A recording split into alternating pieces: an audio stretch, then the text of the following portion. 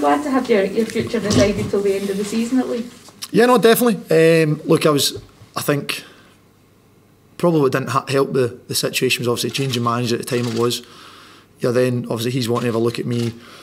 Naturally, what he might not fancy you, that's just football. But thankfully, since he's came in, I've got on great with him and delighted to extend my contract to the end of the season and something I was always very comfortable with. I was never that stressed. But enjoy my football, love location. Ideally, we'd maybe be a wee bit higher up the league, but hopefully that can happen. I suppose Motherwell in so many ways worked for you, particularly during this and lockdown, and because you are close to home, your family's settled here as well. No, definitely. I think it's one of the things I take my hat off to all the boys that have come up from England and on loan and stuff.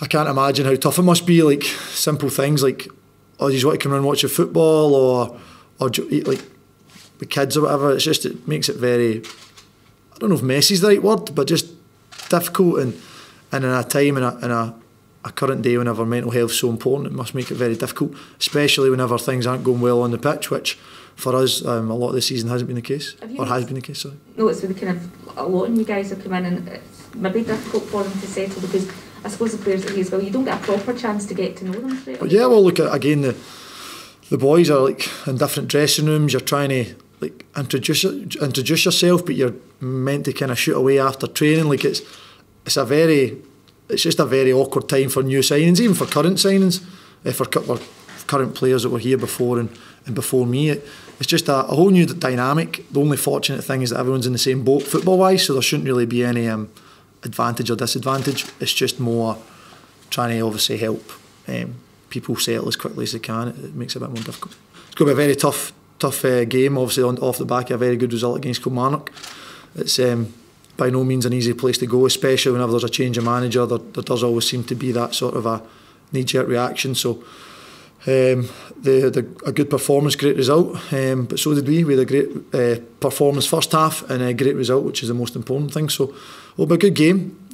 Obviously a very good side with very, very good players, but hopefully we can catch them on an off day and make the most of it. You sense that Celtic are vulnerable?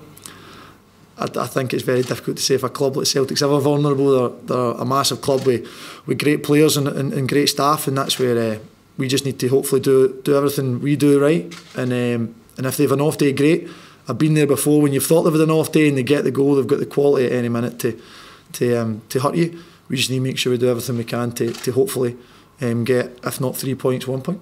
So I suppose if the likes of St Mirren last weekend, a few others have went in recently and got something, it must give you some sort of something. I think you should always just look in-house and see that we're a good side, we've got good players, and it's irrelevant what other teams do. Teams setups can be different, their build-ups. St Mirren changed 5 players. Like all these things can affect, and we just need to focus on ourselves. I think Celtic are a very good side. Obviously, I'm sure you'd like to say the league doesn't reflect that, but they're still a very good side, and hopefully we can capitalise if they have a bad day. But it's going to come down to that day, and hopefully tomorrow they have an off day and we can be the benefactors of it. For you personally, do you have the armband on Wednesday? I did.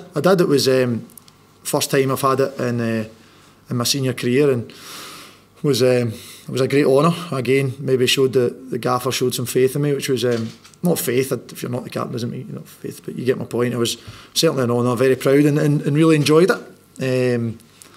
Something I wasn't sure. Like obviously right backs, you'd normally be centre half, centre mids, but to get the nod was great, and thankfully we managed to win. Or else I'm sure I'd never live it down.